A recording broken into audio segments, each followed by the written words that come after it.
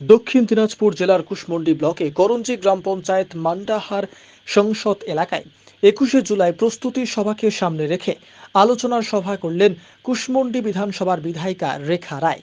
এছাড়াও উপস্থিত ছিলেন কুশমন্ডি ব্লক তৃণমূল সভাপতি করিমুল ইসলাম, কুশমন্ডি পঞ্চায়েত সমিতি কৃষি কর্মাধ্যক্ষ রেজা জাহির আব্বাস, করঞ্জি পঞ্চায়েত প্রধান ফরিকুল ইসলাম, কুশমন্ডি পঞ্চায়েত সমিতির সভাপতি মারিয়াম মার্ডি, গৌতম রায়, মুরতাজ চৌধুরী, শাইম আলী সহ অনেকেই।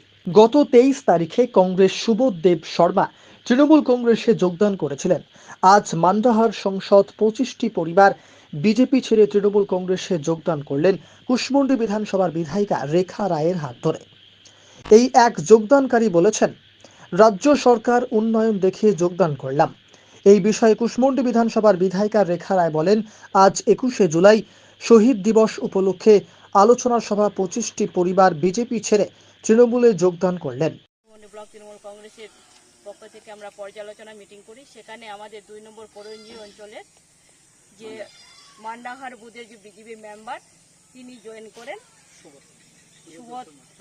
সুবোধ চন্দ্র শর্মা, তিনি আমাদের দলে জয়েন করেছেন। তারাই আজকে যে আমাদের 21শে জুলাই, আপনারা জানেন যে প্রতি বছরে আমাদের 21শে জুলাই শহীদ স্মরণের জন্য আমরা কলকাতায় যাই, সেখানে আমাদের নেত্রী বার্তা দেন সারা বছরে কী কী কাজ করব আমরা দলের, সেই প্রস্তুতি সভা আমাদের চলছে আমাদের কুশমন্ডি ব্লকে। আমরা আজকে 2 নম্বর মান্ডাহারে আমরা এই মিটিং করি। সেখানে আমাদের যিনি আমাদের সুবোধ দেব শর্মা জয়েন করেছিলেন, তারই আজকে যে কর্মীরা ছিল, কর্মীরা আজকে জয়েন করলো। এতে কি করঞ্জি অঞ্চলের সংগঠন কি শক্তিশালী হলো?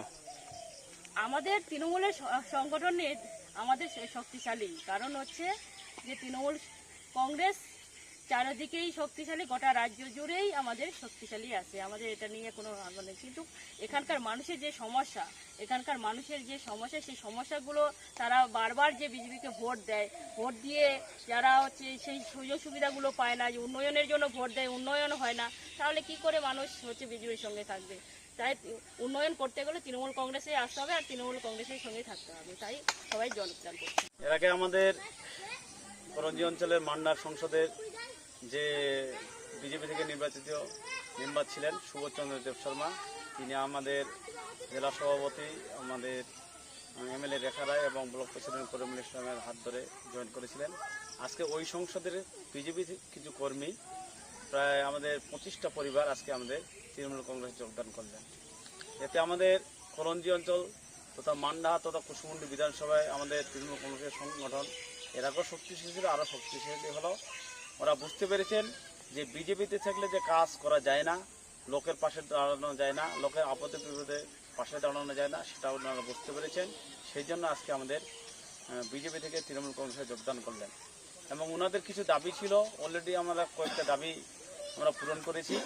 ওনাদের যে পানীয় জলের সমস্যা, সেই সমস্যাটা আমরা কিন্তু কিছুদিনের মধ্যে আমরা মাঠটু ব্যবস্থা করেছি এবং আমাদের এমএলএ ম্যাডামের হাত ধরে ওনার বিধায়ক তহবিল থেকে আমাদের একটা সোলার মার্শালের এখানে ব্যবস্থা করছি।